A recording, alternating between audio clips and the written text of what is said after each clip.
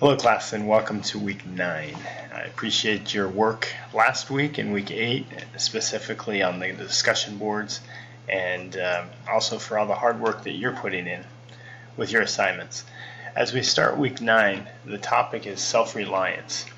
I think that also ties into service. So you can see our picture here, not a normal photo, but you can see the dog and the lamb, and one helping the other. And sometimes we're in this position where we're serving, sometimes we're in this position where we're being served.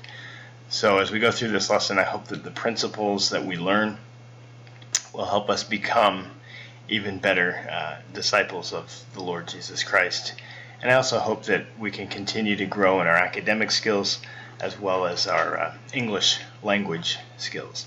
So as we go through this, I wanted to point out a couple things. This visual here just shows you that sometimes there are expressions or phrases that we use in English that might not seem what they are. And obviously a monster sale is not a sale of monsters. It's a big sale, a giant sale.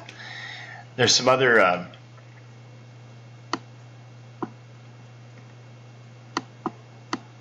there are other terms here that you can see. We call these false cognates or false friends. The reason being, they might appear to be one word in a cognate is a word that looks similar in our first language as the target language. And if you look here, you can see that these are called false friends. False friends because they don't mean what we think they mean. So here on commitment, it's not compromise. Compromise is a different word altogether. That means to negotiate or agree on something. Commitment is to do something, to promise to do something and follow through.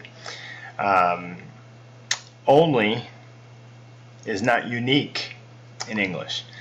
In English, unique, that refers to something that's different or special. I guess in some cases there's some correlation.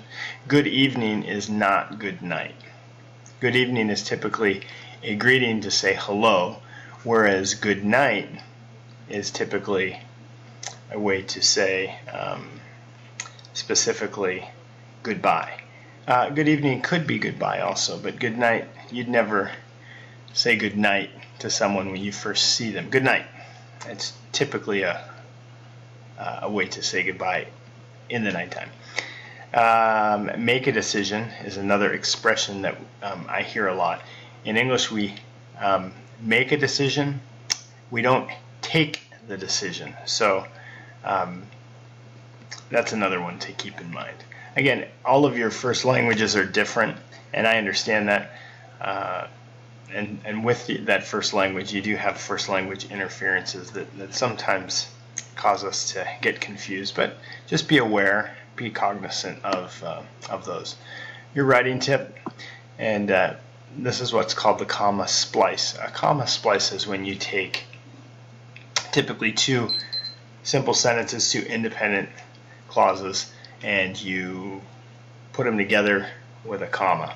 And there are a couple solutions. Here you can see Bob went to the store, comma, Julie tried to call him before he left. That doesn't work. You have two complete thoughts, and then you're putting them together you're splicing them together with a comma. That does not work. So one option would be just to make two separate sentences. Bob went to the store, period. Julie tried to call him before he left. Another solution could be Bob went to the store, and then we have what's called a fanboys, and fanboys are coordinating conjunctions. I think we've discussed this in a previous lesson. Fanboys stands for and, nor, but, or, yet, or so. And then the format here is to combine the two sentences. You will put a comma, but you'll also put the coordinating conjunction in there, as you can see here. Bob went to the store, comma, but Julie tried to call him before he left. And then the last solution would be if the two sentences do relate to each other, you can splice those together with a semicolon. So Bob went to the store, semicolon, Julie tried to call him before he left. So that's something to think about as you are doing your sentences and as you're writing. Quote of the week by Marky Peterson. Again, I'll read it to you. Inasmuch as God has given us free agency to do as we please, He expects us to use our agency, or our intelligence, and ingenuity to improve our circumstances both spiritually and temporally. He wants us to be successful in life and desires to help us. Man really is that he might have joy, and part of that joy comes as we grow, as we learn, and as we change and become more proficient, more excellent in all aspects of life, whether that's spiritually, intellectually, better in our careers.